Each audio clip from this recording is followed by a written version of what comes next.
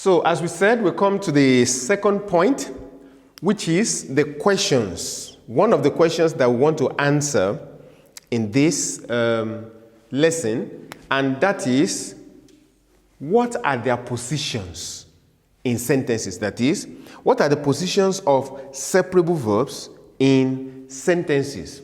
Now, number one, out that when you have a separable verb in a main sentence, we have an example here, and I'm going to show you: Ich komme heute 16 Uhr an. If you look at it very well, there is a separable verb that is used in this sentence, and that separable verb is ankommen. Ankommen. But you see it already is separated. But then, even though it's separated, we see that there is the prefix and there is the stem, or the stem, so, or the base. So now this is the prefix, and with this prefix goes to the end of the sentence, but then the main verb stays at the second position. So just let's look at it together. Ich komme heute, so we have 1, first position, 2, second position, and then, of course, 3, 4, and all that. Then we have this one at the last position. So when the sentence is a main sentence, we have the main verb in the second position and the prefix at the end of the sentence. It does not matter how long the sentence is, just make sure you throw the second part of, the prefix of that verb to the end of the sentence. That's actually sometimes a major challenge in translation. When the person that you want to is saying some things and you want to translate, and it starts with Ich komme, and the sentence is very long. Sometimes you don't know if he's going to add the prefix an, or the prefix auf, or the prefix nach, or the prefix whichever one. So you have to wait until he has finished his sentence and he gives you the prefix before you can know the verb that he has used. So here we have, for Hauptsatz, main sentence, we have kommen in second position and the prefix at the end. And then number two is W-Frage. Remember we talked about Fragewörter. Now, in a sentence where we have Fragewörter, the position of this verb is also described here. So, Fragewörter, we have an example here.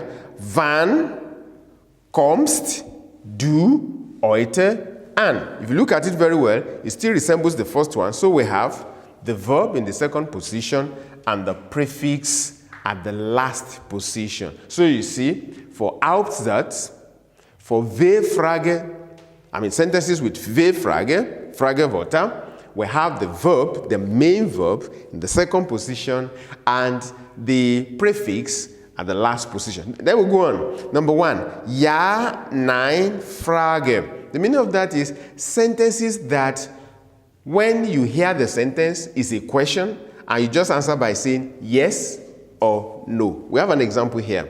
Kommen Sie heute 16 Uhr an? Kommen Sie, we know that. Kommen Sie heute 16 Uhr an? Are you coming by 4 p.m. today, or are you arriving? Because here we see the verb kommen, and then we see the an, and that is ankommen, to arrive. Remember, we are using the same verb in the example so that we'll be able to get it very well. So we have kommen Sie heute 16 Uhr an? Are you arriving by 4 p.m. today? So, and the answer is either yes or no. So that's why we say Ja, Nein, Frage. So questions that provoke the yes or no answer, this is the arrangement of the separable verb in them. Look at it. The verb takes the first position, and then every other thing comes in the middle, and then we have the prefix at the last position. So I read it again. kommen Sie heute 16 Uhr an? And then number 4, modal verb. Actually, there is a principle. When you have two verbs in a sentence where a separable verb is appearing, separable verb we only separate when they are the only one in the sentence. I give an example here. Here we have another verb, modal verb or another verb. So let's look at the example. Ich möchte, this is another verb, this is a modal verb. Heute 16 Uhr ankommen. What I mean there is, once there are two verbs, there is a verb, like modal verb, then the separable verb will come together. It will not separate. That's what I mean. It will not separate, just as we have it here. Once this verb is here, the separable verb will go to the end of the sentence. So we have the modal verb in the second position, and then the separable verb, Trennbare Verben, will come to the end of the sentence, coming together. And then number 5, when we are building past tense, Vergangenheit, the same thing happens. And of course, the secret is, here is a verb, ich bin heute 16 Uhr angekommen. Ich bin heute 16 Uhr angekommen. Now, because there's a verb here, of course, past tense, and because there's a helping verb here, is verb, then this separable verb will stay together. However, because this ge is the past tense marker, so definitely we have it in the middle, but then we have the verb at the end of the sentence. Then number 6, we're still going to go through everything once again. Number 6, when we have what we call Nebensatz.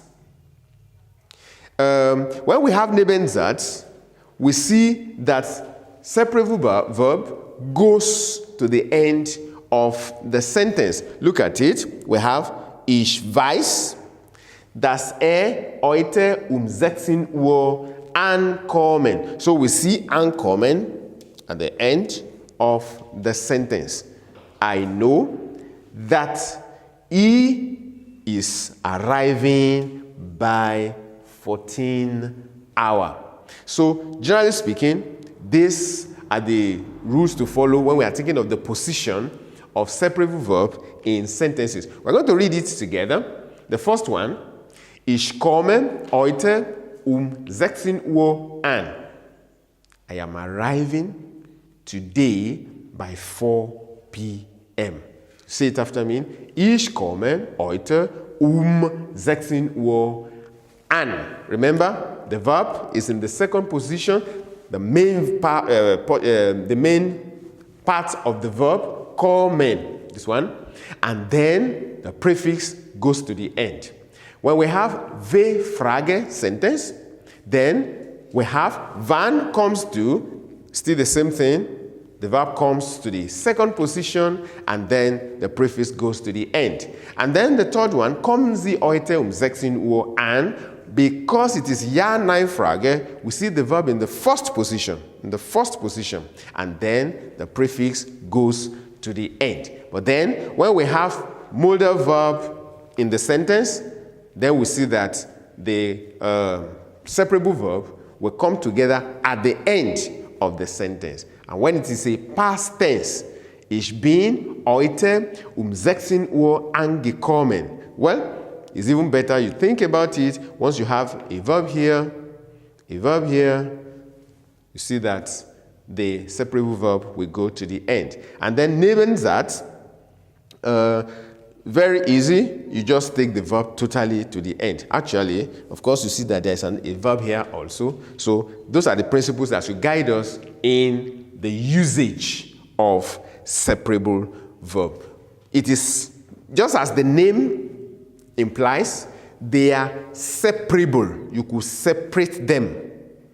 Depending on the condition they find themselves in different kinds of sentences, they could be separated. So one part, the main part, will be second position. The other part will be at the end of the sentence, depending on where and how they find themselves in different sentences of the German language. But I want you to understand, separable verbs separate when they are the only verb in the sentence. So, and you can see, number one, separable verbs separate when they are the only one in the sentence. Number two, separable verbs separate when they are the only one in the sentence. Number three, separable verbs separate when they are the only one in the sentence. Number four, separable verbs separate when they are the only one. But they are not the only one here. It's not the only one here. So it's not going to separate. Separable verbs separate when they are the only one in the sentence. And here you see it also. It's not the only one here. So it's not separating. And then even the Nebensatz, we see that it's not the only one here. So let that principle guide you in the usage of separable verb. So the first sentence, ich komme heute 16 Uhr an. I am arriving by 4 p.m. The second sentence, wann kommst du heute an? When are you arriving today? And then the third sentence, kommen Sie heute 16 Uhr an? Are you arriving today by 14 hours? And then the next one, number 4. Ich möchte heute 16 Uhr ankommen.